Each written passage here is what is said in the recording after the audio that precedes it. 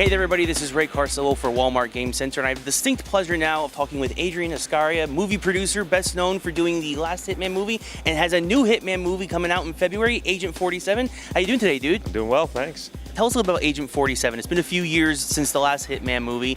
What made you want to bring Agent 47 back to this big screen? Well, it's a great character. I mean, it's an iconic character. It's more popular now than he's ever been. The last game was the biggest selling game in the history of the Hitman games, and it just felt like a right time to bring him back, to reboot him. Is it difficult doing the transmedia thing, bringing a video game franchise to the movies?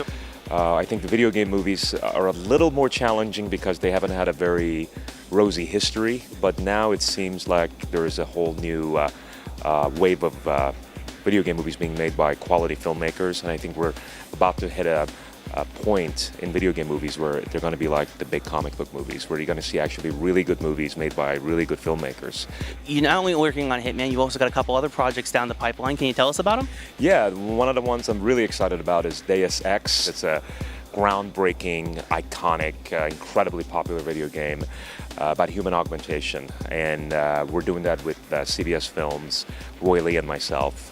Roy Lee, who did the Lego movie and Departed. Can you tell us, is it more from the Warren Spector, more original Deus Ex, or is it more of the reboot, the Human Revolution?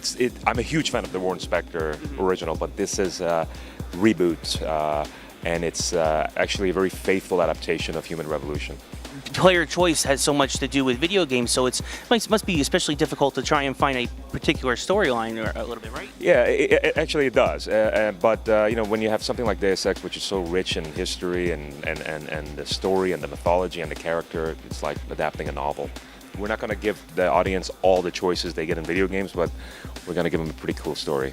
So tell everybody who might not know out there about Enormous and how this huge groundswell of popularity it's gotten recently. Well, Enormous was very interesting because we're doing this interview at Comic-Con, and I found the book 2 years ago at Comic-Con.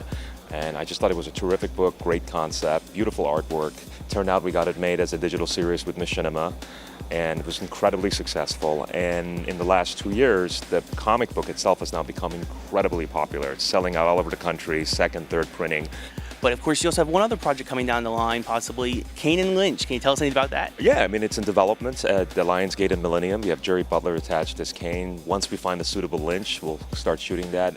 Awesome. We cannot wait for all those movies. But of course, right around the corner, Hitman Agent 47, February 27th, 2015. And as always, this has been Walmart Game Center. Until next time, I'm Ray Carcillo.